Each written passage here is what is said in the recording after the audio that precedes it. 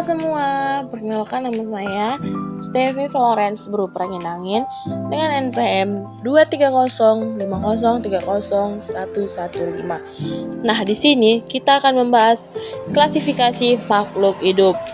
Nah, ada yang tahu nggak apa itu klasifikasi makhluk hidup? Sebelum kita masuk ke klasifikasi makhluk hidupnya, kita akan membahas dengan latar belakang dulu. Nah, di sini dikatakan latar belakang klasifikasi makhluk hidup itu dilakukan untuk mempermudah dalam mengenali, mempelajari, dan memahami keberadaan makhluk hidup di bumi. Karena jumlah dan jenis makhluk hidup sangatlah banyak, maka diperlukan sistem pengelompokan berdasarkan persamaan dan perbedaan ciri-ciri agar lebih teratur dan sistematis. Nah, teman-teman, selanjutnya kita masuk ke definisi. Nah, di sini dikatakan definisi klasifikasi makhluk hidup itu adalah suatu cara atau sistem untuk pengelompokan makhluk hidup ke dalam golongan-golongan tertentu berdasarkan persamaan dan perbedaan ciri-ciri yang dimiliki seperti bentuk tubuh, cara berkembang biak, dan struktur sel. Nah, teman-teman, ada yang tahu nggak apa itu klasifikasi makhluk hidup dibagi menjadi 4? Di sini dikatakan klasifikasi makhluk hidup dibagi menjadi 4 kingdom. Yang pertama itu kingdom Monera, yang kedua kingdom Protista, yang ketiga kingdom Fungi atau jamur, dan yang keempat kingdom Plantae atau tumbuhan. Kita bahas satu-satu ya teman-teman. Yang pertama itu kingdom Monera. Di sini dikatakan kingdom Monera terdiri dari makhluk hidup bersel satu atau unicellular yang memiliki inti sel sejati atau prokariotik. Ciri khas Monera itu tidak adanya membran inti atau nukleus sehingga materi genetik tersebar dalam sitoplasma. Makhluk hidup dalam kingdom ini dapat hidup di lingkungan ekstrim dan berkembang biak secara perlahan linear. Contohnya seperti bakteri, ganggang biru atau cyanobacteria. Nah, kita masuk ke bagian kedua, yaitu kingdom Protista. Jadi teman-teman, Protista itu merupakan makhluk hidup bersel satu atau banyak yang sudah memiliki inti sel sejati atau eukariotik, tetapi belum tergolong sebagai tumbuhan, hewan, atau jamur.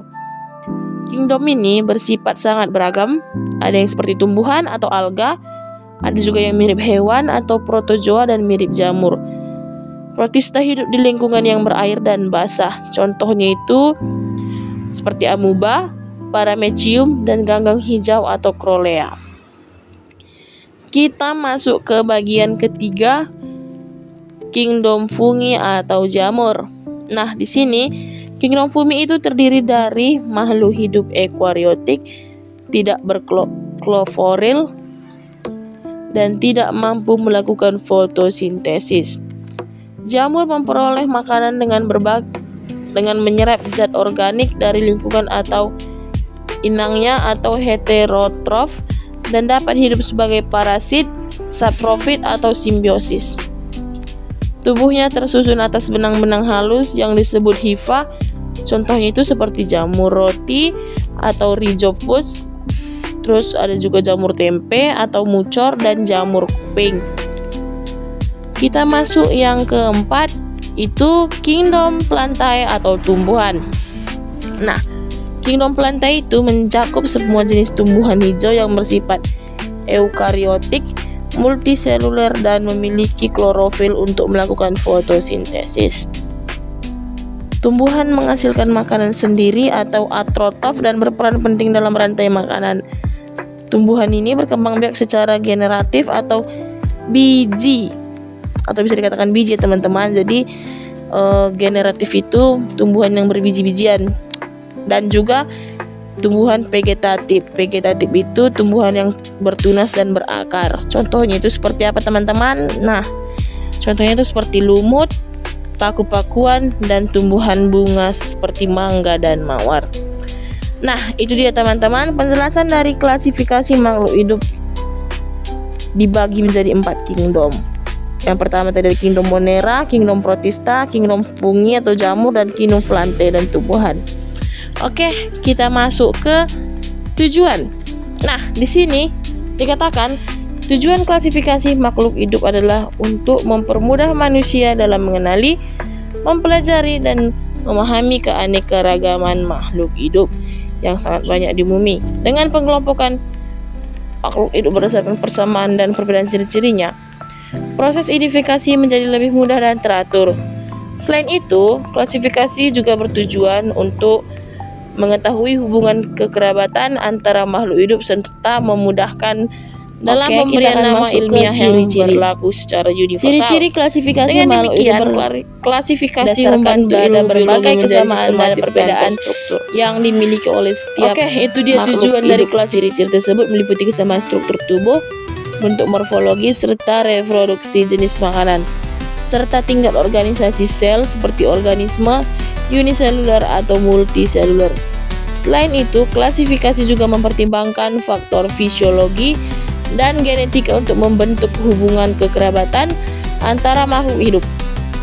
Dengan memperhatikan ciri-ciri ini, makhluk hidup dapat dikelompokkan ke dalam tingkatan taksonomi yang sesuai, mulai dari tingkat yang paling umum hingga yang paling khusus. Oke teman-teman, di sini kita masuk ke yang terakhir, yaitu sistem klasifikasi makhluk hidup. Di sini terdapat beberapa sistem klasifikasi makhluk hidup berdasarkan kriteria yang digunakan. Ini dibedakan menjadi 3, yaitu sistem buatan atau artifisial, dan sistem alami atau natural, dan sistem filogenetik. Nah, di sini saya akan menjelaskan satu-satu. Yang pertama itu kita masuk ke sistem klasifikasi buatan atau artifisial. Di sini sistem klasifikasi buatan berasal dari dasar klasifikasi seperti ciri morfologi, alat reproduksi, habitat, dan penampakan hidup berdasarkan bentuk ukurannya. Misalnya itu klasifikasi tumbuhan terdapat pohon semak, perdu, dan gulma. Berdasarkan tempat hidupnya dapat dikelompokkan menjadi hewan yang hidup di air dan hewan yang hidup di darat. Nah, berdasarkan kegunaannya itu teman-teman, misalnya makhluk hidup yang digunakan sebagai bahan pangan oleh manusia seperti contohnya itu sandang, papan, dan obat-obatan. Nah, itu dia penjelasan sistem klasifikasi buatan. Kita masuk ke yang kedua, yaitu sistem klasifikasi alami atau natural. Pengelompokan pada sistem klasifikasi alami atau natural dilakukan berdasarkan pada karakter-karakter yang mudah diamati, seperti morfologi tidak dibuat sehingga menimbulkan bentuk yang baru. Contoh klasifikasi ini ada hewan berkaki 4, hewan bersirip, berkaki, dan sebagainya. Pada tumbuhan, misalnya tumbuhan berdaun menyirip, berdaun seperti pita, dan sebagainya. Di sini kita masuk ke sistem klasifikasi filogenetik. Di sini dikatakan sistem klasifikasi filogenetik merupakan suatu cara pengelompokan organisme berdasarkan garis evolusinya atau sifat perkembangan organisme genetik sejak sel pertama hingga dibentuk organisme dewasa. Nah, itu dia tadi 3 sistem klasifikasi makhluk hidup teman-teman. Sekian penjelasan materi dari klasifikasi makhluk hidup. Sampai jumpa selanjutnya. Terima kasih, dadah.